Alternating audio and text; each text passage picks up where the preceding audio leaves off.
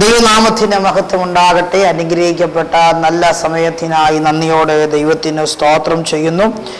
ഇന്ന് ഈ സമയം നിങ്ങളുമായി ദൈവത്തിൻ്റെ വചനം സംസാരിപ്പാൻ സർവശക്തനായ ദൈവം എനിക്ക് നൽകി തന്ന അവസരത്തിനായി സ്തോത്രം ചെയ്യുന്നു.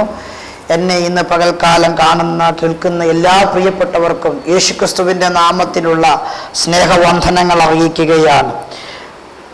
അപ്പോസ്തല പ്രവൃത്തിയുടെ പുസ്തകം 26-ാം അധ്യായത്തിൻ്റെ 7-8 വാക്യങ്ങളെ ആസ്പദമാക്കി ഒരു സന്ദേശം പറഞ്ഞ് പ്രാർത്ഥിപ്പാൻ ഞാൻ കർത്താവിൽ താല്പര്യപ്പെടുകയാണ്.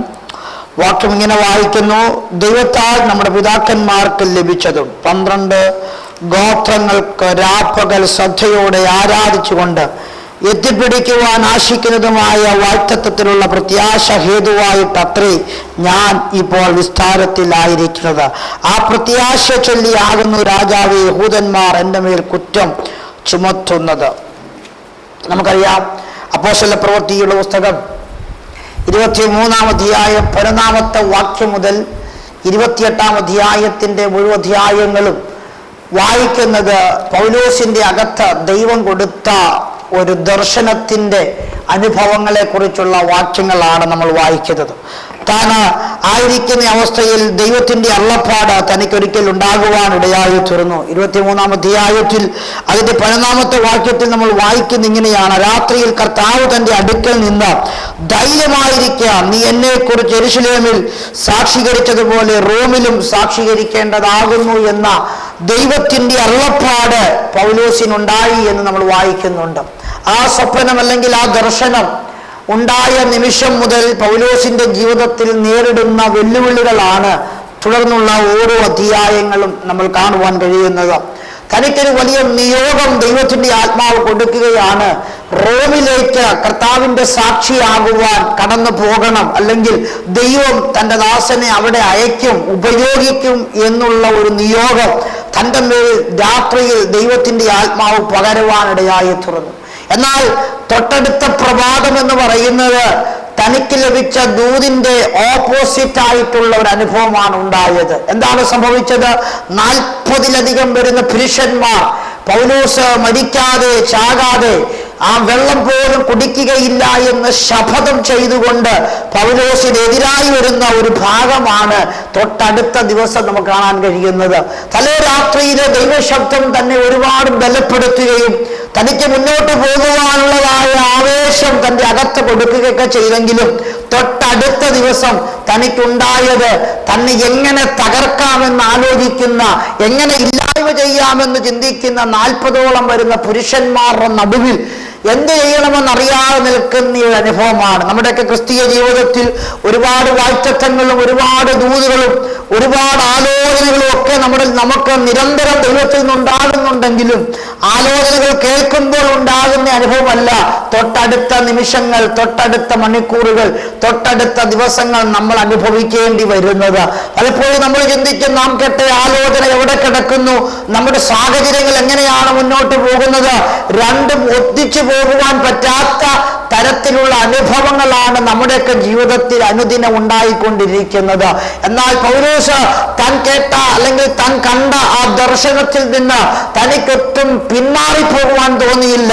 തനിക്കൊട്ടും സംശയമില്ലായിരുന്നു. തനിക്കൊരു കാര്യത്തിൽ ഉറപ്പുണ്ട്: ദർശനങ്ങൾ നൽകിയത് ദൈവമാണെങ്കിൽ അതിൻ്റെ ഫലപ്രാപ്തിയിലേക്ക് അതിനെ എത്തേണ്ടിടത്ത് എത്തിക്കാൻ ദൈവത്തിന് കഴിയുമെന്ന പൂർണ്ണ വിശ്വാസം തൻ്റെ മുമ്പിൽ ഉണ്ടായിരുന്നു. എന്നെ കേൾക്കുന്ന വത്സല്യ ദൈവമക്കളെ, പലപ്പോഴും നമ്മുടെ ജീവിതത്തിലും ദൈവാലോചനകൾക്കനുസരിച്ചുള്ള സാഹചര്യങ്ങളല്ല ഞാനും നിങ്ങളും കടന്നു പോകുന്ന വഴി എന്ന് പറയുന്നത്. പക്ഷേ അതിൻ്റെ നടുവിൽ ഇന്ന് പകൽ ഞാൻ വിളിച്ചു പറയട്ടെ, ദൈവത്തിൽ ആശ്രയിക്കുക, ദൈവത്തിൽ ഉറയ്ക്കുക.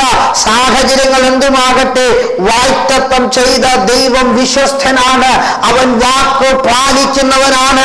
നീ എത്തേണ്ടിടത്ത് നിന്നെ എത്തിക്കാൻ, നിന്നെ കൊണ്ടുപോകുവാൻ കഴിവുള്ള ദൈവമാണ് നിനക്ക് ദർശനങ്ങൾ നൽകിയിട്ടുള്ളത്. വേദപുസ്തകം നാം പഠിക്കുമ്പോൾ ദർശനം കണ്ട ഒരാളാണ്, സ്വപ്നം കണ്ട ഒരാളാണ് യോസേഫ് എന്ന് പറയുന്നത്. തൻ്റെ ജീവിതത്തിൽ സ്വപ്നങ്ങളും തൻ്റെ സാഹചര്യവും തമ്മിൽ യാതൊരു അർത്ഥവുമില്ലാത്ത അനുഭവമാണ്. സഹോദരന്മാരുടെ നടുവിൽ ആദരിക്കപ്പെടുന്നവനായി, ഉയർത്തപ്പെടുന്നവനായി, മാനിക്കപ്പെടുന്നവനായി, രാജകീയമായ തലങ്ങൾ ഉണ്ടാകുന്ന ഒരു ദർശനം, ഒരു സ്വപ്നമൊക്കെ കണ്ടെങ്കിലും തൻ്റെ ജീവിതത്തിലുണ്ടായ വെല്ലുവിളി എന്ന് പറയുന്നത് അതിൻ്റെ നേരെ ഓപ്പോസിറ്റാണ്. നമുക്കറിയാം, സ്വന്തം സഹോദരന്മാരാൽ തള്ളപ്പെട്ടു പോയ എന്താണ് അനുഭവം, ഉപേക്ഷിക്കപ്പെട്ട അനുഭവം. സ്വന്തം സഹോദരൻ എന്ന് പോലും യോസേപ്പിനെ കരുതാതെ അവനെ മിസ്രയീമിലെ കച്ചവടക്കാർക്ക് പൈസയ്ക്ക് വിറ്റുകൊടുത്ത അനുഭവങ്ങളൊക്കെ നമുക്ക് കാണാൻ കഴിയുന്നുണ്ട്. സ്വപ്നം എവിടെ, ജീവിതം എവിടെ, പോകുന്ന വഴികൾ എവിടെ? പക്ഷേ നമുക്കൊരു കാര്യം അറിയാം, 13 വർഷങ്ങൾക്ക് ശേഷം താൻ കണ്ട സ്വപ്നം അതുപോലെ ദൈവം യോസേപ്പിന്റെ ലൈഫിൽ ദൈവമാക്കി തീർക്കുവാനിടയായി തീർന്നു. ഇന്ന് പകലിൽ എന്നെ കേൾക്കുന്ന വത്സല്യ ദൈവമക്കളെ, നിങ്ങൾ പ്രാപിച്ച ദർശനം, നിങ്ങൾക്ക് ലഭിച്ച ദൈവാലോചന അത് പൂർത്തിയാക്കുന്ന നാൾ വരെ നിങ്ങളെ നടത്തുന്നൊരു ദൈവമുണ്ട്. നിങ്ങൾ ഏതെല്ലാം പ്രതിസന്ധിയിലൂടെ കടന്നുപോയാലും, യോസേപ്പ് കടന്നുപോയതുപോലെ അടിമത്തത്തിലൂടെ കടന്നുപോയാലും, അറിയപ്പെടാത്ത പരിഹാസങ്ങളിലൂടെ, നിന്ദകളിലൂടെ കടന്നുപോയാലും, കാരാഗ്രഹത്തിലെ ജയിൽവാസത്തിലൂടെ കടന്നുപോയാലും, ഇങ്ങനെയൊക്കെ ജീവിതത്തിൽ വരുന്ന പ്രശ്നങ്ങളിലൂടെ അനുദിനം കടന്നു പോകേണ്ടി വന്നാലും പ്രാപിച്ചതും കേട്ടതുമായ ദർശനങ്ങളും സ്വപ്നങ്ങളും ആലോചനകളും അതിന്റെ നിലയിൽ പൂർത്തിയാക്കുന്ന ഒരു ദിവസം ദൈവം നമ്മുടെ മുമ്പിൽ വെച്ചിട്ടുണ്ട്. അതിന്നല്ലെങ്കിൽ നാളെ സ്വർഗത്തിലെ ദൈവം അത് സാധ്യമാക്കി തരും എന്ന് തന്നെ ഞാൻ പൂർണ്ണമായിട്ടും നിങ്ങളോട് വിശ്വസിക്കുകയും നിങ്ങളോട് ആ ദൂത് കൈമാറുകയും ചെയ്യുകയാണ്. രണ്ടാമത്തെ ഒരാളാണ് ഏലിയാവ് എന്ന് പറയുന്നത്. ഏലിയാവിനോട് ദൈവം പറഞ്ഞു, നീ കെരീത്തിൽ നിന്ന് സാരാഫാത്തിലേക്ക് പോകുക, അവിടെ ഞാൻ നിന്നെ പോറ്റേണ്ടതിന് ഒരു വിധവയോട് കൽപ്പിച്ചിട്ടുണ്ട്. കെരീത്തിൽ ദൈവത്തിന്റെ ആലോചന പ്രകാരം താനിരുന്ന് ഒളിച്ചിരുന്ന ഏലിയാവിന് ദൈവത്തിന്റെ കരുതൽ എന്താണെന്ന് നല്ലതുപോലെ അറിയാം. കാരണം രാവിലെയും വൈകിട്ടുമൊക്കെ കാക്ക കൊണ്ടുകൊടുക്കുന്ന ആഹാരം കൃത്യസമയം മുടങ്ങാതെ കൊണ്ടുകൊടുക്കും. അപ്പോൾ ആഹാരം ഭക്ഷിച്ച് വെള്ളവും കുടിച്ച് സമയാസമയത്ത് ഒന്നിനും മുടക്കമില്ലാതിരിക്കുന്ന ആളാണ് ഏലിയാവ്. അവിടെ നിന്നാണ് പെട്ടെന്ന് സാരാഫാത്തിലേക്ക് പോകുവാൻ ദൈവിക നിർദ്ദേശമുണ്ടാകുന്നത്. ആ ഒരു അനുഭവത്തോടുകൂടെ കാക്കയുടെ വരവും തോട്ടിലെ വെള്ളം കുടിച്ച് എക്സ്പീരിയൻസ് ആയ ഏലിയാവ് സാരാഫാത്തിലേക്ക് ചെല്ലുമ്പോ സാരാഫാത്തിലെ വിധവ ചോദ്യമുണ്ട്, എന്തിനാണ് നീ ഇവിടെ വന്നത്, എന്താണ് നിനക്ക് വേണ്ടത്? വെള്ളമാണെങ്കിൽ അത് തരാൻ എൻ്റെ ഈ വെള്ളമില്ല, ആഹാരമാണെങ്കിൽ ആഹാരമില്ല, ഉള്ളതൊരടയാണ്, അത് കഴിച്ചിട്ടും മരിക്കാനിരിക്കുകയാണ്. ഇന്നലകളിൽ ഉണ്ടായ ജീവിതത്തിന്റെ അനുഭവങ്ങളല്ല ഇന്ന് അത് ഏലിയാവ് അനുഭവിച്ചു കൊണ്ടിരിക്കുന്ന അനുഭവം. പക്ഷെ അവിടെയും ഏലിയാവ് ഒരിക്കലും പതറിയില്ല. ഏലിയാവ് ഉറക്കെ വിളിച്ചു പറഞ്ഞൊരു കാര്യമുണ്ട്, ആദ്യം ഒരു അടവുണ്ടാക്കുക, നീ എനിക്ക് തരിക, അതിനുശേഷം വല്ലതുമുണ്ടെങ്കിൽ നീ നിന്റെ മകനെ കഴിച്ചുകൊള്ളുക എന്ന് പറഞ്ഞ് ഏലിയാവ് സഹോദരിയെ പറഞ്ഞു വിടുമ്പോ ഒരു പക്ഷെ ആ സഹോദരി ചിന്തിച്ചു കാണും, എന്തിനാണ് ഇങ്ങനെ ഒരു നിർബന്ധം, എന്തിനാണ് ഇങ്ങനെ ഒരു സാഹചര്യം? തൊട്ടടുത്ത നിമിഷത്തിൽ നമ്മൾ വായിക്കുന്ന ഇങ്ങനെയാണ്, കലത്തിലെ മാവും ഭാരമില്ല എണ്ണ വർദ്ധിച്ചു, ക്ഷാമം തീരുവോളം ഏലിയാവ് അവിടെ താമസിക്കുവാനിടയായി തീർന്നു. എന്നെ കേൾക്കുന്ന പ്രിയരെ, ഞാൻ പറഞ്ഞു വന്നതിന്റെ ഉള്ളടക്ക ദൈവാലോചനയ്ക്കനുസരിച്ച സാഹചര്യമല്ല എന്റെയും നിങ്ങളുടെ ജീവിതത്തിൽ ഇപ്പോൾ നടന്നുകൊണ്ടിരിക്കുന്നത്. പക്ഷേ കേട്ട ആലോചന സാഹചര്യങ്ങളെ മാറ്റിമറിക്കുമെന്നുള്ളതാണ്. ഇന്ന് പകലിൽ ഞാൻ നിങ്ങളോട് പറയട്ടെ, നിങ്ങളുടെ ജീവിതത്തിൽ ദൈവത്തിൽ നിന്ന് കേട്ട ആലോചനയ്ക്ക് ഓപ്പോസിറ്റായ സാഹചര്യമാണ് നിങ്ങളുടെ ലൈഫിലെങ്കിലോ ഇന്ന് പകൽ ഞാൻ ഉറപ്പിച്ചു പറയാ, നിങ്ങൾ കേട്ട ശബ്ദം നിങ്ങളുടെ സാഹചര്യത്തെ മാറ്റിമറിക്കും. അങ്ങനെയെങ്കിൽ ഇന്ന് ഈ സമയം ഞാൻ ആത്മാവിൽ നിങ്ങളോട് ദൂതായിട്ട് പറയുകയാണ്, നിങ്ങളുടെ സാഹചര്യങ്ങൾക്ക് അനുസരിച്ച് ഒരു ശാരീരിക അനുഭവം അല്ല നിങ്ങൾക്കിപ്പോൾ ഉള്ളത്, നിങ്ങളുടെ ദൂതനുസരിച്ചുള്ള സാമ്പത്തിക അനുഭവമല്ല നിങ്ങൾക്കിപ്പോൾ ഉള്ളത്, നിങ്ങളുടെ ശുശ്രൂഷയും നിങ്ങളുടെ ദൂതനുസരിച്ചല്ല ഇപ്പോൾ മുന്നോട്ട് പോകുന്നത്. പക്ഷെ നിങ്ങൾ കേട്ട ദൈവ ശബ്ദം നിങ്ങളുടെ സാഹചര്യത്തെ മാറ്റിമറിക്കും. അങ്ങനെയെങ്കിൽ ഇന്ന് ഈ പകൽക്കാലം ഞാൻ നിങ്ങളോട് ആത്മാവിൽ പ്രവചിക്കുകയാണ്, നിങ്ങൾ കേട്ട ദൈവ ശബ്ദം നിങ്ങൾ പോലും അറിയാതെ നിങ്ങളുടെ ലൈഫിനെ ചേഞ്ച് ആക്കി മാറ്റിമറിക്കുന്ന അനുഭവത്തിലേക്ക് ദൈവത്തിന്റെ ആത്മാവ് കൊണ്ടുവരുമെന്ന് ഈ പകൽക്കാലം ഞാൻ നിങ്ങളോട് ആത്മാവിൽ പ്രവചിച്ചു പറയുക താല്പര്യപ്പെടുകയാണ്. കേട്ട വചനത്തിലേക്ക് മടങ്ങി വരാം. അവിടെ നമ്മൾ എന്താണ് കാണുന്നത്? ദൈവത്തിന്റെ സ്തോത്രം, ആമേൻ. പൗലോസ് എന്ന് പറയുന്ന മനുഷ്യന് ദൈവം കഴിഞ്ഞ രാത്രിയിൽ കൊടുത്ത ആലോചനയ്ക്ക് ഓപ്പോസിറ്റ് ആയിട്ടുള്ള കാര്യമാണ് തന്റെ ദാസനായ പൗലോസിന്റെ ജീവിതത്തിൽ ഉണ്ടാകുന്നത്. അവിടെ നിന്ന് ഒരു വിധത്തിലാണ് താൻ രക്ഷപ്പെട്ടത്. അവിടെ നിന്ന് തന്നെ ഒരു കുറ്റവാളിയാക്കി ആ കൈസരുടെ മുമ്പിൽ നിൽക്കേണ്ടതിന് കൊണ്ടുപോകുന്ന ഭാഗങ്ങളാണ് തുടർന്നുള്ള അധ്യായങ്ങൾ നമ്മൾ വായിക്കുന്നത്. നമുക്കറിയാം, ഓരോ പ്രതിസന്ധി കഴിയുമ്പോഴും നമ്മൾ ചിന്തിക്കും, ഇതോടുകൂടെ എന്റെ പ്രശ്നം തീർന്നു, ഇതോടുകൂടെ എന്റെ ഭാരം തീർന്നു, ഇതോടുകൂടെ എന്റെ ദിവസങ്ങൾക്ക് ഭേദം വരും, എന്റെ ജീവിതത്തിൽ ഒരു മാറ്റം വരും എന്നൊക്കെ നമ്മൾ ചിന്തിക്കുന്നുണ്ട്. പക്ഷേ ഓരോ ദിവസം കഴിയും തോറും സാഹചര്യങ്ങൾ മാറി മാറി വന്നുകൊണ്ടിരിക്കുകയാണ്. ഇന്നലെ 40 പേര് കൊല്ലുവാൻ ഭാവിച്ചെങ്കിൽ ഇന്നിതാ പ്രകൃതി തന്നെ തന്റെ ദാസനായിരിക്കുന്ന പൗലോസിനെതിരായി നിൽക്കുകയാണ്. മാത്രമല്ല, തന്നെ ഒരു കുറ്റവാളിയെ പോലെ ബന്ധിക്കപ്പെട്ട അവസ്ഥയിലാണ് കപ്പലിലൂടെ മറ്റൊരു സ്ഥലത്തേക്ക് തന്നെ കൊണ്ടുപോകുന്നത്. എന്നെ കേൾക്കുന്ന പ്രിയരെ, നിങ്ങളുടെ ദൈവശബ്ദം നിങ്ങളുടെ ലൈഫിന് ഒരുപക്ഷെ ട്രാജഡി പോലെ, പ്രതിസന്ധികൾ പോലെ പലതും കൊണ്ടുവന്നേക്കാം. പക്ഷെ ഇന്ന് പകൽക്കാലം ഉറപ്പിച്ചു പറയാ, വാഗ്ദത്തം ചെയ്തവൻ വിശ്വസ്തൻ, അവൻ വാക്കും മാറുകയില്ല. ഇന്നല്ലെങ്കിൽ നാളെ യഹോവ നിന്റെ സ്ഥിതികൾക്ക് ഭേദം വരുത്തുവാനിടയായി തീരും. അങ്ങനെ പൗലോസിനെ കുറ്റവാളിയായി കൊണ്ടുവന്ന ഭാഗമാണ് 26-ാം അധ്യായം. 26-ാം അധ്യായത്തിൽ എന്താണ് സംഭവിക്കുന്നത്? പൗലോസിനെ വിചാരണ ചെയ്യുകയാണ് അഗ്രിപ്പാ രാജാവ്. അഗ്രിപ്പാ രാജാവിന്റെ മുമ്പിൽ പൗലോസ് വിചാരണ ചെയ്യുവാനായിട്ട് കൊണ്ടു നിർത്തിയിരിക്കുന്ന ഭാഗമാണ് നമ്മൾ വായിക്കുന്നത്. അപ്പോൾ താൻ ആത്മാവിൽ നിറഞ്ഞുകൊണ്ട് പറയുകയാണ്, നമ്മുടെ പിതാക്കന്മാർക്ക് ലഭിച്ച ദൈവശബ്ദം അതുപോലെ തന്നെ എനിക്കും ചില ദൈവശബ്ദങ്ങളുണ്ട്. ഞാൻ എത്തിപ്പിടിക്കുവാൻ ചിലർ ആഗ്രഹിക്കുകയാണ്. പൗലോസ് അഗ്രിപ്പാവിനോട് പറയുന്നൊരു ശബ്ദം ഇങ്ങനെയാണ്, എത്തിപ്പിടിക്കുക, എനിക്ക് ചില വാഗ്ദത്തങ്ങളുണ്ട് എന്ന് പൗലോസ് പറയുന്നു. എന്ന് പറഞ്ഞാൽ, അഗ്രിപ്പാവേ, നിന്റെ ചങ്ങലകൾക്കോ നീ എന്നെ ബന്ധിച്ചിരിക്കുന്ന അവസ്ഥയോ, എന്നെ കുറ്റവാളി എന്ന് മുദ്ര കുത്തിയത് കൊണ്ടോ, എന്നെ നാട് കടത്തിയത് കൊണ്ടോ, എന്റെ മേൽ പകരപ്പെട്ട വാഗ്ദത്തം ബന്ധിക്കപ്പെട്ടത് പൗലോസ് മെലീത്തയിലേക്ക് എത്താൻ വേണ്ടിയായിരുന്നു എന്ന്. മെലീത്തയല്ല പൗലോസിന്റെ വാഗ്ദത്തം, പക്ഷെ മെലീത്തയിലൂടെ കർത്താവ് പൗലോസിനെ കൊണ്ടുപോയി. ചില നാളുകൾക്ക് ശേഷം പൗലോസ് ലേഖനം എഴുതുമ്പോൾ താൻ എഴുതി, കൈസരിലുള്ള സഭയും നിങ്ങളെ വന്ദനം ചൊല്ലുന്നു. പ്രൈസ് ദി ലോർഡ് എന്ന് പറഞ്ഞാൽ എന്താണെന്നറിയാമോ? താൻ കുറ്റവാളിയായി ജയിൽവാസിയായി കൈസരുടെ അരമനയിലെത്തിയെങ്കിൽ പിന്നത്തേതിൽ കൈസരിൽ ഒരു സഭയുണ്ടായി. അതെന്ന് താൻ പൗലോസ് ലേഖനത്തിലൂടെ പറയുകയാണ്, കൈസരിയിലുള്ളതായ സഭ നിങ്ങളെ വന്ദനം ചെയ്യുന്നു എന്ന് പറഞ്ഞാൽ റോമിൽ എന്റെ സാക്ഷിയാകുമെന്ന് പൗലോസിന് കൊടുത്ത ദർശനമാണ് പൗലോസിനെ ഈ സാഹചര്യങ്ങളിലൂടെ കടത്തിവിട്ടത്. അതുകൊണ്ട് തന്നെ ഞാൻ വിളിച്ചു പറയാ, നമ്മുടെ ജീവിതത്തിൽ വരുന്ന സകല സാഹചര്യങ്ങളും സകലവിധമായ അവസ്ഥകളും നമ്മൾ പ്രാപിച്ച ദൈവാലോചനയാണ്. നമ്മളെ അവിടെ കൊണ്ടെത്തിക്കുക എന്ന ലക്ഷ്യത്തിന് വേണ്ടിയാണ് ഈ സാഹചര്യങ്ങളിലൂടെ ദൈവം നമ്മളെ കടത്തിവിടുന്നത്. അങ്ങനെയെങ്കിൽ ഇന്ന് നിങ്ങളായിരിക്കുന്ന അവസ്ഥ ഏത് സാഹചര്യമായിരിക്കട്ടെ, എത്ര മോശമായ സാഹചര്യമാകട്ടെ, എത്ര തകർന്ന സാഹചര്യവുമാകട്ടെ, നിങ്ങൾക്ക് കരകയറാൻ കഴിയത്തില്ല എന്ന് തോന്നുന്ന തരത്തിലുള്ള പ്രതിസന്ധികൾ കൊണ്ട് നിറയപ്പെട്ട സാഹചര്യങ്ങളാകട്ടെ, എന്ന് പകൽ ഞാൻ നിങ്ങളോട് ആത്മാവിൽ പ്രവചിച്ചു പറയാ, സാഹചര്യങ്ങളെ മാറ്റുന്നൊരു ദൈവമുണ്ട്. നമ്മളെ സാഹചര്യങ്ങൾ ദൈവം മാറ്റാൻ പോവുകയാണ്.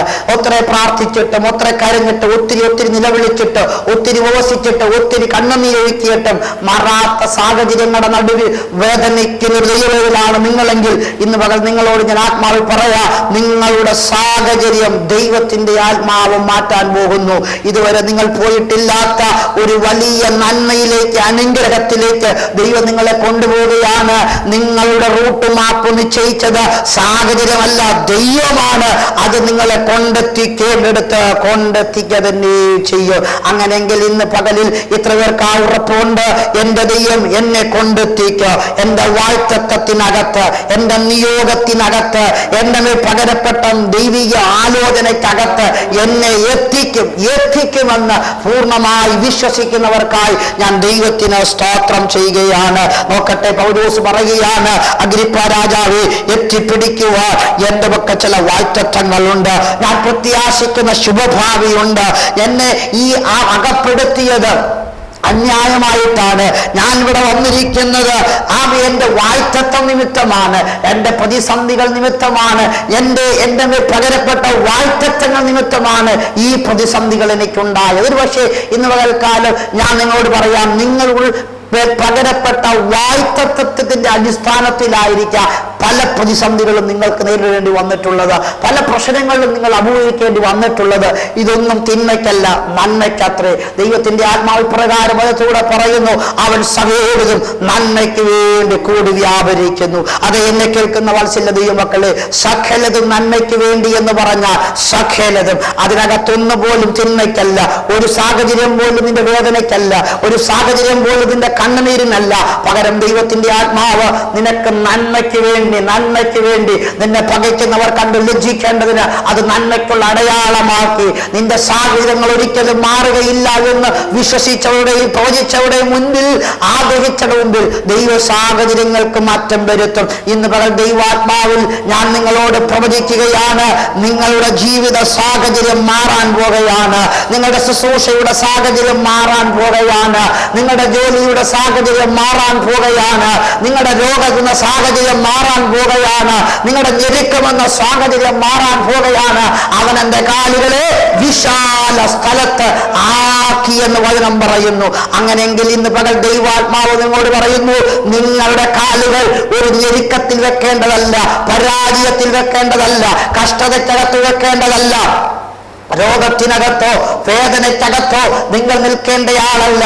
നിങ്ങളുടെ കാൽ ഒരു വിശാല സ്ഥലത്തേക്ക് ദൈവം ഒപ്പിക്കാൻ പോകുകയാണ്.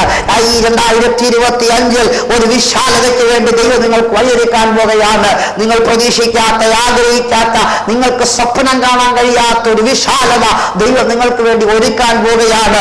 അവൻ നിങ്ങളുടെ അതിരുകളെ വിശാലപ്പെടുത്തുകയാണ്. പിശാച് കെട്ടിയ ബൗണ്ടറികളൊക്കെ ദൈവം പൊളിക്കുകയാണ്. അവൻ നിന്റെ അതിരുകളെ കൂടാരത്തിന്റെ നീട്ടി അടിക്കുന്ന ദിവസങ്ങൾ വരാൻ പോകുകയാണ്. നിങ്ങളുടെ പരിധികളെ പൊളിക്കാൻ പോകുകയാണ്. ഇന്ന് പകൽ എത്ര പേർ വിശ്വസിക്കാൻ തയ്യാറുണ്ട്? ദൈവം പരിധികളെ പൊളിക്കുകയാണ്. ഇതിനപ്പുറത്തേക്ക് നീ വളരരുത്, ഇതിനപ്പുറത്തേക്ക് നീ പോകരുത്, ഇതിനപ്പുറത്തേക്ക് നീ ഉയരരുത്, ഇതിനപ്പുറത്തേക്ക് നീ ആയിത്തീരരുത് എന്ന് പറഞ്ഞ പിശാച് നിങ്ങളുടെ മുമ്പിൽ വെച്ചിരിക്കുന്ന ആ പരിധികളെ ഇന്ന് പകൽ ദൈവാത്മാവ് മാറ്റാൻ പോകുകയാണ്. ഞാൻ വിശ്വസിക്കുന്നു. പൗലോസിന് അറിയാം, എന്റെ പരിധികളല്ല, എന്റെ പരിമിതികളല്ല എന്റെ പരിധികൾ, പിശാച് വെച്ചിരിക്കുന്ന പരിമിതികളല്ല എന്റെ പരിധികൾ. Praise the Lord. അഗ്രിപ്പാവോ അല്ലെങ്കിൽ മനുഷ്യരോ പുരുഷന്മാരോ ദുഷ്ടന്മാരോ ആളുകളല്ല എന്റെ പരിധി നിശ്ചയിക്കുന്നത് ദൈവമാണ്. ഇന്ന് ദൈവാത്മാവ് പറയുന്നു, നിങ്ങളുടെ ജീവിതത്തിന്റെ ഉയർച്ചയുടെ പരിധി നിശ്ചയിക്കുന്നത് പിശാചോ ലോകമോ അല്ല, ദൈവമാണ്. നിങ്ങൾ ആരായിത്തീരണം, എന്തായിത്തീരണം, എങ്ങനെയായിത്തീരണം എന്ന് തീരുമാനിക്കുന്നത് നിങ്ങൾ പോലുമല്ല. പിന്നെയാണോ പിശാച്, പിന്നെയാണോ ഭൂതം, പിന്നെയാണോ വിചാരകൻ, പിന്നെയാണോ മന്ത്രവാദി? അല്ലല്ല, നിങ്ങളെ കുറിച്ച് ആഗ്രഹിക്കുന്നതെല്ലാം ദൈവമാണ്. അവനെ പ്രകാരം വിളിച്ചു പറയുന്നു, അവൻ നിർണയിച്ചിരിക്കുന്നത് അവൻ തന്നെ ചെയ്യൂ. ഞാൻ മുൻ നിയമിച്ചത് ഞാൻ നടപ്പിലാക്കുക, ഞാൻ പ്രസ്താവിച്ചത് ഞാൻ ചെയ്യും എന്ന് ദൈവം പറയുന്നു. അപ്പോൾ ദൈവം പ്രസ്താവിച്ചത് ദൈവം ചെയ്യും, ദൈവം നിർണയിച്ചത് ദൈവം ചെയ്യും. ദൈവത്തിന്റെ തീരുമാനങ്ങൾ ഒരിക്കലും തെറ്റാറില്ല, മാറ്റാറില്ല. അങ്ങനെങ്കിൽ ഇന്ന് ഈ പകൽവേളയിൽ ഞാൻ നിങ്ങളോട് ആത്മാവിൽ പറയുക, ദൈവത്തിന്റെ തീരുമാനങ്ങൾ നിന്നെ കുറിച്ചുള്ളത്, എന്നെ കുറിച്ചുള്ളത്, നമ്മുടെ കുടുംബത്തെ കുറിച്ചുള്ളത്, സഭയെ കുറിച്ചുള്ളത്, നമ്മുടെ ശുശ്രൂഷയെ കുറിച്ചുള്ളത്, നമ്മുടെ ഭാവിയെ കുറിച്ചുള്ളത്, നമ്മുടെ പഠനത്തെ കുറിച്ചുള്ളത് ഇന്ന് പകൽ ദൈവാത്മാവ് പറയുന്നു, എന്റെ തീരുമാനങ്ങൾ തെറ്റിയിട്ടില്ല, എന്റെ പദ്ധതികൾ പാളിപ്പോയിട്ടില്ല, എനിക്ക് മാറ്റം വരുത്തേണ്ടി വന്നിട്ടില്ല. ഇതാ അത് സംഭവിച്ചു കൊണ്ടിരിക്കുന്നു, അങ്ങോട്ട് തന്നെയാണ് നീ പോയിക്കൊണ്ടിരിക്കുന്നത്. സകല വെള്ളവും ഒഴുകി കടലിൽ ചെല്ലുമെന്ന് പറയുന്നത് പോലെ സകലമായ സാഹചര്യങ്ങളും ഒന്നിൽ അവസാനിക്കുകയുള്ളൂ. അത് നിന്റെ പ്രോമിസിലായിരിക്കുക, അത് നിന്റെ വാഴ്ചത്തിനകത്തായിരിക്കുക, അത് നിന്റെ നന്മക്കകത്തായിരിക്കുക. അതിനെ മാറ്റാൻ ലോകത്തിന് ഒരു ശക്തിക്കും കഴിയത്തില്ല. ഇന്ന് പകൽ ഞാൻ എൻ്റെ വാക്കുകൾക്ക് വിരാമം ഇടുകയാണ്. ഈ വചനം കേട്ട നിങ്ങളെ ദൈവം ധാരാളമായി അനുഗ്രഹിക്കട്ടെ. ഞാൻ നിങ്ങൾക്ക് വേണ്ടി പ്രാർത്ഥിക്കുവാൻ പോകുകയാണ്. നിങ്ങളായിരിക്കുന്ന അവസ്ഥ എന്തുമായിക്കൊള്ളട്ടെ, പൗലോസിനെ പോലെ വലിയൊരു ദർശനം, വലിയൊരു ദൈവാലോചന, വലിയൊരു പ്രോമിസ് ദൈവം നിങ്ങൾക്ക് തന്നിട്ടുണ്ടായിരിക്കാം. പക്ഷെ ഇപ്പോൾ നിങ്ങളായിരിക്കുന്ന സാഹചര്യം എന്ന് പറയുന്നത് വായ്ത്തത്വമായി ഒത്തുചേരാത്ത, ഒത്തുപോകാൻ കഴിയാത്ത ഒരു സാഹചര്യമായിരിക്കാം. എന്നാൽ ഇന്ന് ഈ വചനം കേട്ടുകൊണ്ടിരിക്കുമ്പോൾ പരിശുദ്ധാത്മാവ് നിങ്ങളോട് ആവർത്തിച്ച് പറയുന്നൊരു കാര്യമുണ്ട്. ദൈവത്തിന്റെ ആലോചന നിവർത്തിയാകോ, അവൻ ആലോചനയിൽ വലിയവന്, പ്രവൃത്തിയിൽ ശക്തനുമാണ്. ഒരു നിമിഷം ആ ദൈവകരത്തിലേക്ക് നമ്മളെ തന്നെ ഇന്ന് പകൽക്കാലം സമർപ്പിക്കാം. കർത്താവേ, അവിടെ തന്റെ ജീവിതത്തിൽ നൽകിയ ആലോചനയ്ക്ക് അനുസരിച്ചുള്ള ഒരു സാഹചര്യമോ സന്ദർഭമോ അല്ല ഞാനിന്ന് ആക്കപ്പെട്ടിരിക്കുന്ന, ഞാനിന്ന് കടന്നു പോകുന്ന, ഞാനിന്ന് ആയിത്തീർന്നിരിക്കുന്ന സാഹചര്യം എന്ന് പറയുന്നത്. പക്ഷെ ഞാൻ വിശ്വസിക്കുന്നു, എന്നെ ആക്കാമെന്ന് പറഞ്ഞ സ്ഥാനത്ത്, എന്നെ ഉയർത്താമെന്ന് പറഞ്ഞ സ്ഥാനത്ത്, എന്നെ മാനിക്കാമെന്ന് പറഞ്ഞ സ്ഥാനത്ത് താമസമില്ല, നീ എന്നെ എത്തിക്കും. ദർശനത്തിന് അവധി വച്ചിരിക്കുന്നു, അത് സമാപ്തിയിലേക്കും ബന്ധപ്പെടും. വൈകിയാലും അതിനായി കാത്തിരിക്ക, അത് വരും നിശ്ചയമെന്ന ദൈവത്തിന്റെ വചനം പോലെ ഞങ്ങളോട് പറഞ്ഞ ആലോചനകൾ ഒന്നുപോലും കുറയാതെ ഞങ്ങൾ കേട്ട ദൈവശബ്ദം, ഞങ്ങൾ കേട്ട വാഴ്ത്തത്ത അതെല്ലാം അതുപോലെ ഞങ്ങളുടെ ജീവിതത്തിൽ സംഭവിക്കുമെന്ന് ഞങ്ങൾ പൂർണ്ണമായി വിശ്വസിക്കുകയാണ്. അതിനായി ഞങ്ങൾ നന്ദി പറയുന്നു. ദൈവം ഞങ്ങളെ മാനിക്കണമെന്നും പ്രാർത്ഥിക്കുന്നു. ഈ വചനങ്ങൾക്ക് ബലവും ധൈര്യവും പകരണമേ. അവിടുന്ന് കേട്ട ഞങ്ങൾ സംസാരിച്ച വചനങ്ങൾക്ക്, ഞങ്ങൾ കേട്ട ദൈവശബ്ദത്തിനുമായി സ്തോത്രം. പ്രാർത്ഥന കേട്ടതുകൊണ്ട് നന്ദി, യേശുവിന്റെ നാമത്തിൽ തന്നെ ആമേൻ. ദൈവം നിങ്ങളെല്ലാവരെയും ധാരാളമായിട്ട് അനുഗ്രഹിക്കട്ടെ. ആമേൻ.